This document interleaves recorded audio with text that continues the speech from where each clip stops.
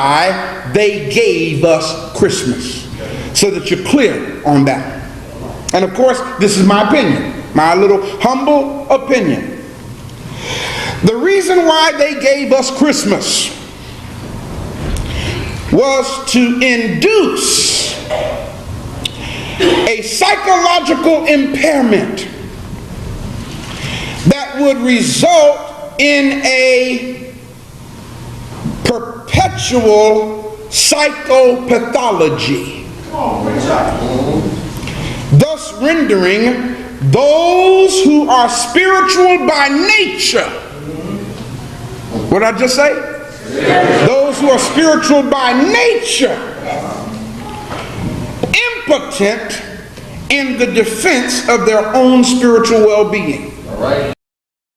What's up, YouTube family? Welcome back to my space. This is Evans Rayola. Guys, on today's video, we want to discuss about why they gave us Christmas. Who are these people who gave us Christmas? And to speak to us is Dr. Ray Huggins. Who are these people who gave us Christmas? Many a times, the white supremacist has always been the person who's always told us about our history. They've always told us about our story, about our culture. Many a times we've been lied to as a people. So to speak to us today is Dr. Ray Huggins, who's a former Christian pastor who turned African-centered scholar, often discusses the origins of Christmas from a historical and cultural perspective. In his teachings, he challenges traditional religious narratives and emphasizes the African roots of many practices associated with Christianity. According to Huggins, Christmas, like many other Christian holidays, is a reappropriation of earlier pagan traditions and festivals, such as the Roman celebration of Saturnalia and the celebration of the winter solstices. So guys, I want you to watch this video of Dr. Ray Huggins. Once the video is done, we'll get back and do a critical analysis of the same. Let's watch this, guys. Everybody say this: when you believe in things that you don't understand, then you suffer. Superstition ain't the way. Now, I used to hear that song all the time, and the words didn't mean what they mean to me now, because by the time it warm up, y'all, I'll be finished. Yeah. Woo! Man. Subject today is why they gave us Christmas. Why they gave us Christmas. Now, in preparing for this message, let me kind of just set the stage for you now. In preparing for this message, I realized that I'm going to be very repetitive, because a lot of the things I want to share with you, I'm doing my best to put it in layman's terms, because from a mental health perspective, I'll be using words like psychological impairment. I'll be using words like psychopathic. And I want you to understand the meaning of these terms within the context of this message. I'm sure many of y'all have heard recently that the Roman Catholic Church is a little bit upset right now because of the many churches that have decided to close their doors today so that people could spend this day with their families. But I'm wondering, why have churches decided to close their doors today? Because this is not the first time that December 25th fell on a Sunday. It has fallen on a Sunday many times before. So why all the fuss? Why is it that many major retail businesses have issued a mandate for their employees to not wish their customers a Merry Christmas. We're not just now getting foreigners in this country, and you don't want to offend nobody. Foreigners have been here almost as long as we have. And people have not had a problem in the past saying Merry Christmas. In my personal opinion, brothers and sisters, I believe that the underlying cause of the so-called war on Christmas is because people are beginning to wake up as to why they gave us Christmas. Now, at the outset, let me state in a sentence. I'm going to elaborate it throughout the message, but let me state in a sentence why they gave us Christmas, so that you're clear on that. And of course, this is my opinion, my little humble opinion. The reason why they gave us Christmas was to induce a psychological impairment that would result in a perpetual psychopathology, thus rendering those who are spiritual by nature, what did I just say? Those who are spiritual by nature, impotent in the defense of their own spiritual well-being. Right. Let me say that for you again now. I told you I'm going to repeat some of this, okay? The reason why they gave us Christmas was to induce a psychological impairment that would result in a perpetual, meaning an ongoing, psychopathology, thus rendering those of us who are spiritual by nature, rendering us impotent in the defense of our own spiritual well-being. If you have no power to defend yourself spiritually, then you won't have any power, period. Fortunately, we are living in an era in which people are exercising their God-given right to their freedom to think. Y'all, you know, we used to didn't have the freedom to think. I mean, even though we had it, we didn't use it because we would suffer psychological and spiritual abuse if you thought outside of the box. And still, in some churches, you better not think outside of the box. They'll label you a backslider. They'll label you a sinner on your way to hell. As a result of personal literary research, as a result of non-religious based publishing entities, as a result of teachers who are committed to the dissemination of historical facts instead of allegorical and mythological indoctrinations, people are slowly being resurrected and liberated from the comatose or zombified state of spiritual and cultural illiteracy. Now follow this number, Lord. Now look how long we're talking here. For 1,680 years. How many years did I just say? 1,680. Oh, buddy. For 1,680 years, far too many people, especially our people, have been suffering from a psychological impairment called Christmas. Now, let me break this down to you today, okay? That's right. I said a psychological impairment called Christmas. That's right. Now, as a mental health professional, in preparing this message, I had to go from that perspective. And I found out, brothers and sisters, and some of you might not agree with me because you don't want to admit to it, But to believe in Christmas is a form of mental illness.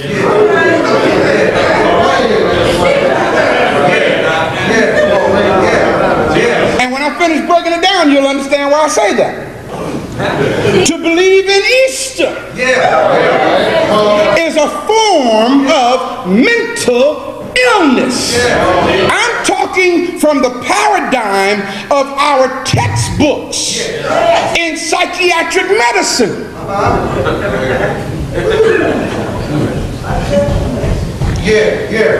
In fact, brothers and sisters, to believe in anything or to believe in anyone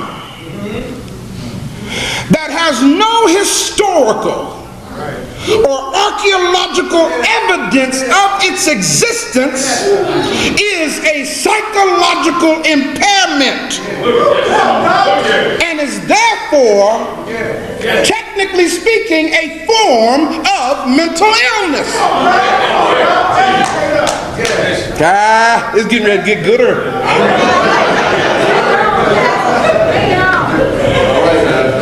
So that y'all might get a clear understanding of this message, I want you to understand, I'm not going to talk to y'all today from the perspective of superstition or religion. I'm speaking to you today from the paradigm of science and psychology.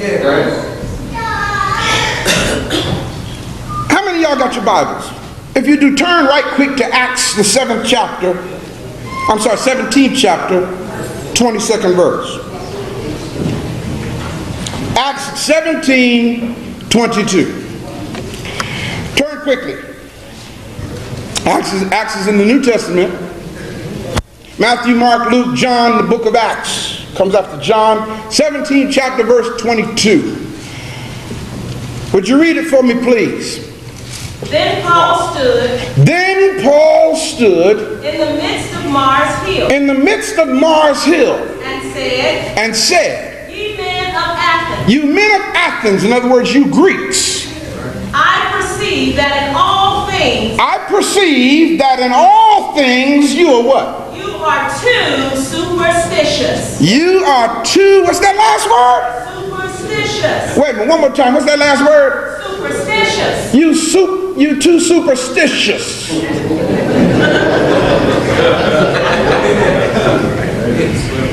You men of Athens, what country is the city of Athens in? Greece. This whole program that has been forced upon us comes from the Greco-Roman Empire. Now, I don't know if anyone here has another version other than the King James Version. Anybody got an NIV? What do you have, Elder? Mine is Schofield, and it says, very religious. Uh-oh! Say it a little bit louder so everybody can hear what it says.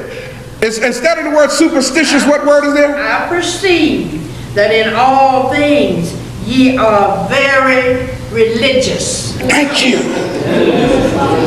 Make a note of it in your books. In the biblical text, the word superstition and the word religion are the same thing.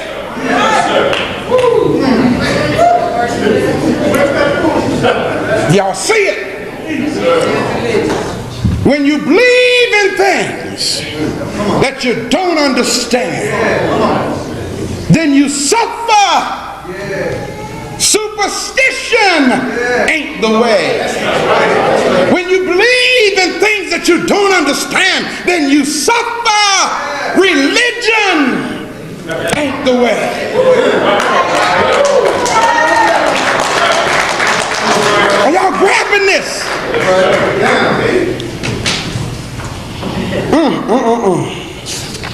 Had to play that song. I just told y'all that for 1,680 years, almost 2 millenniums, far too many people, especially our people, have been suffering from a psychological impairment called Christmas. And as a result of this psychological impairment, which was programmed into us by the Euro-Gentile Greco-Roman Catholic Church, the world now suffers from the most powerful psychopathology ever inflicted upon the human race. What do I mean by the terms psychological impairment? So did you follow me now? What do I mean by the term psychopathology? In application to why they gave us Christmas. Let me define it for you from the medical dictionaries. A psychological impairment is characterized by a pattern of persistently learning that which hinders or damages the spiritual, intellectual, and or emotional development of an individual. Did y'all hear what I said? In other words, I'll read it again. A psychological impairment is characterized by a pattern of persistently learning that which hinders or damages the spiritual, intellectual, and or emotional development of an individual, resulting in a below normal, unhealthy, or unrealistic cognitive function.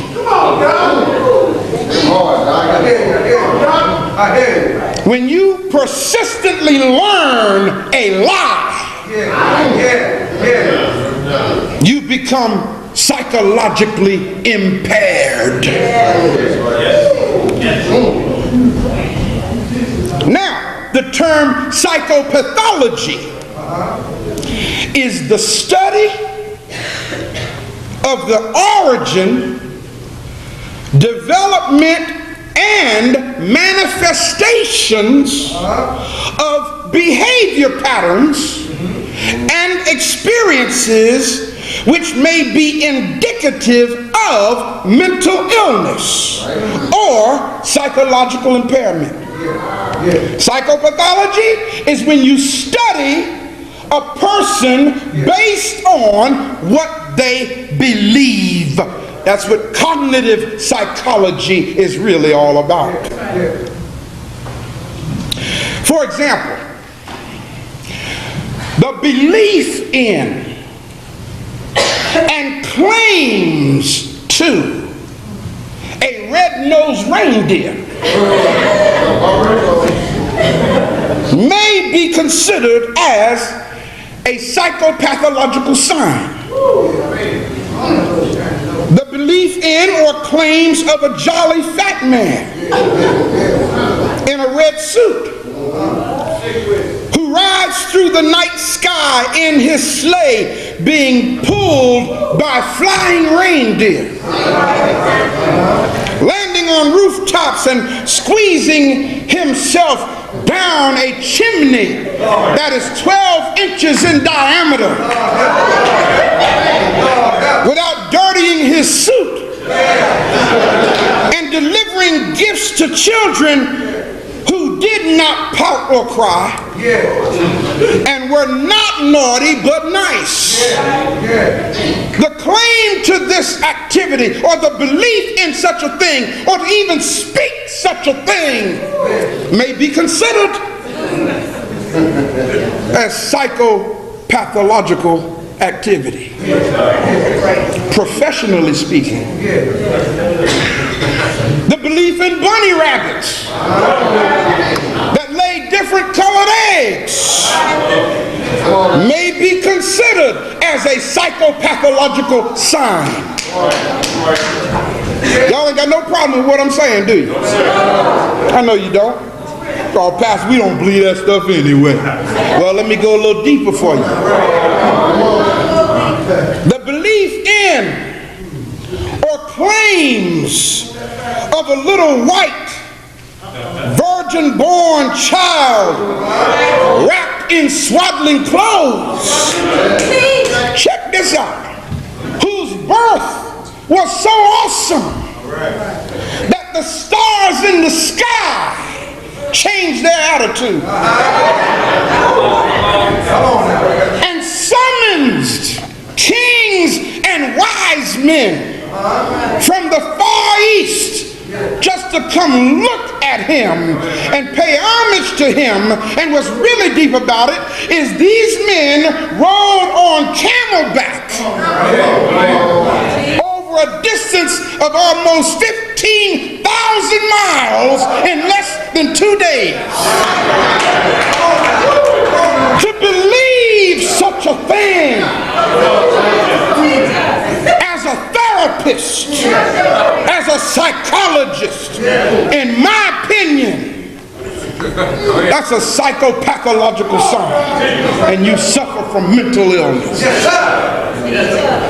Brothers and sisters, the most powerful, now hear this very well, and in fact repeat this after me, the most powerful and most effective psychopathology is the belief in something simply because you want it to exist.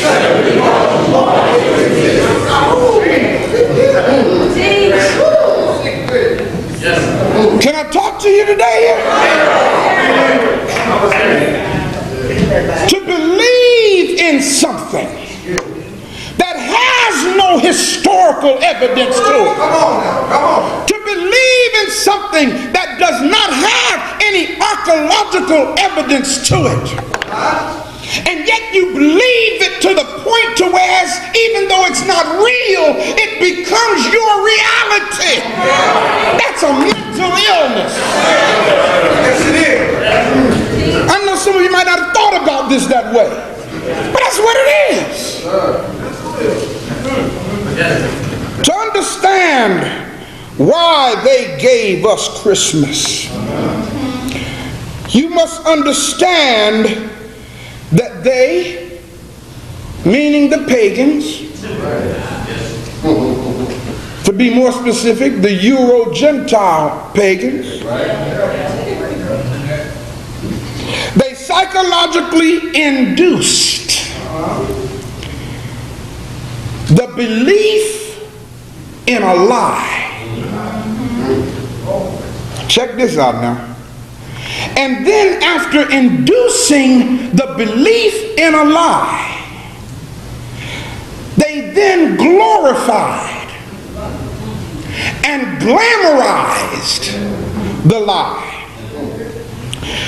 in such a way that it would create within us a desire and a longing for the existence of that lie.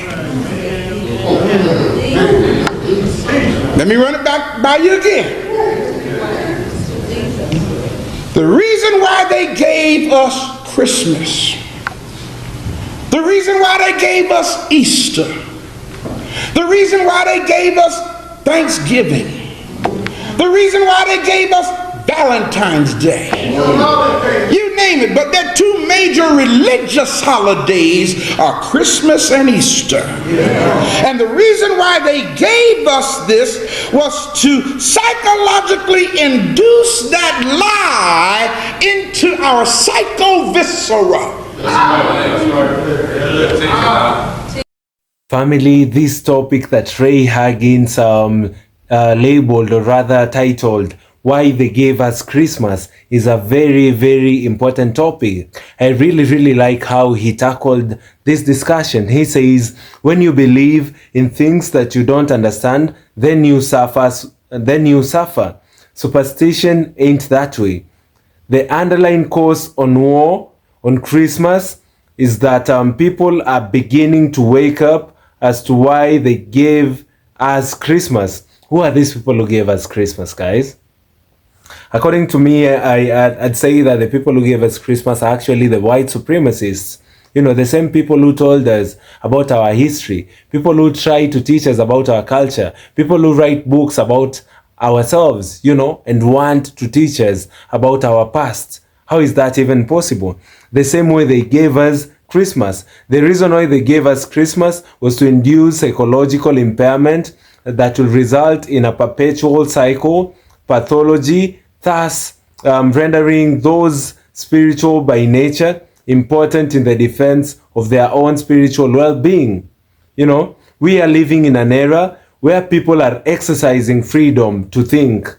There are some churches where you're not allowed to think outside the box, and still in some churches you're not allowed to think outside the box. They will label you as a backslider or a sinner on the way to hell. People are slowly being resurrected and liberated from the state of spiritual and cultural illiteracy. There is a lot of that illiteracy in Africa.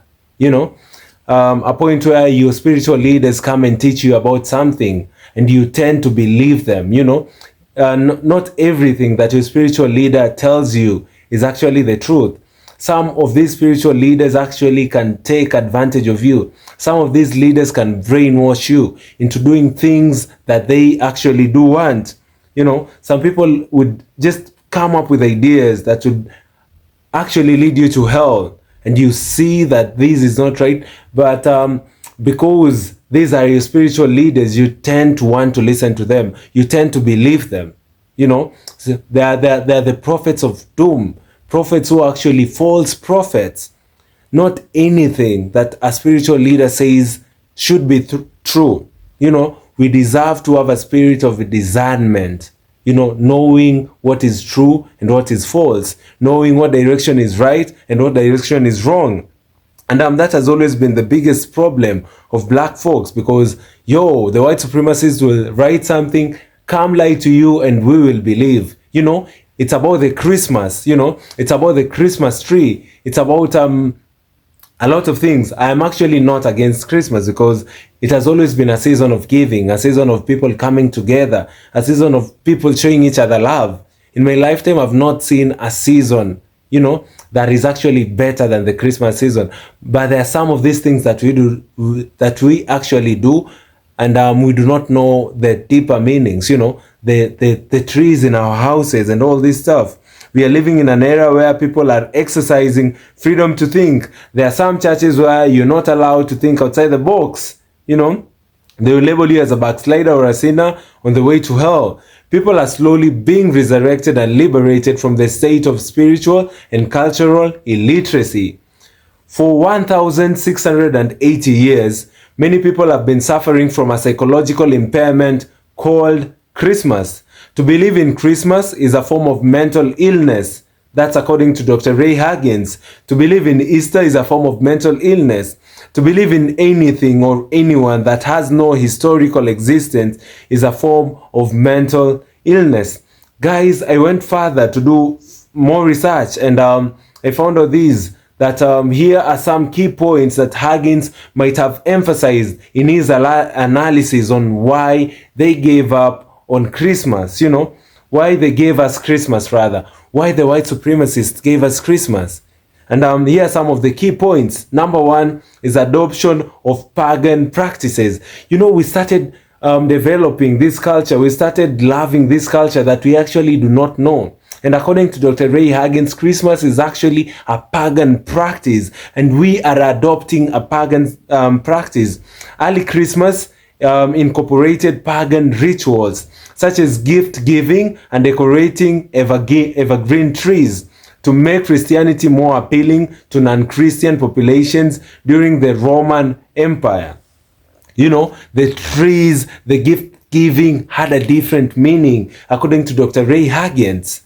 These are things that people went into without getting to understand deeper the root cause. Why are people giving each other gifts? Why are people planting, why are people putting up trees, the Christmas trees in their houses? What's the deeper meaning to this? And according to Dr. Ray Huggins, this is actually an adoption of pagan practices. So before we do anything, we should actually know what's the meaning of whatever we are doing. What's the meaning of these images we are having in our houses? You know, when you come in many of our households, you'd come to a wall or just anywhere in the house and you'd see an image of a white Jesus. People do not actually know that Jesus was indeed a black man.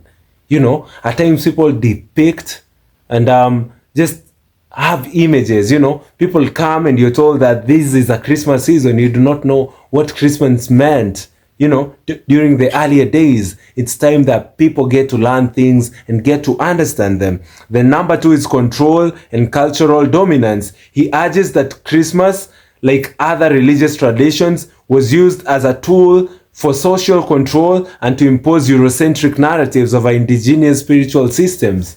You know, we had our own systems before they brought Eurocentric ideas like Christmas into the face of the earth, before they brought Christmas into Africa and in the black communities. You know, this is a Eurocentric idea. They are trying to control and have cultural dominance over us. You know, the number 3 is the astronomical symbolism. Dr. Huggins often highlights the link between his religious stories and astronomical phenomena, such as the birth of the sun after the shortest day of the year, the winter solstice, which later became symbolized as the birth of Christ on December 25th. The number 4 is the erasure of African spirituality. The biggest goal of the white supremacists has always been to erase African spirituality, to erase the African culture, you know, our authenticity as a people. You know, Huggins critiques how African spirituality has demonized or suppressed in favor of Western religious practices, with holidays like Christmas serving to disconnect people of African descent from their original cultures and spiritual roots. So guys, this has actually been a very, very insightful topic. By discussing topics like this, Huggins encourages his audience to critically examine the origins of widely celebrated holidays and question the narratives perpetuated by religious institutions. So guys, let me know on the comment section down below. What do you think about the video? What do you think about Christmas? Where did Christmas come from? When they say they gave us Christmas, who are these people who actually gave us this season? Guys, thank you so much. If you're watching this video on my channel for the first time, kindly do consider subscribing to my channel. Kindly like this video so that it can be recommended to other YouTube users, and I'll be so grateful. Thank you guys, and see you all in my next episode. Goodbye for now.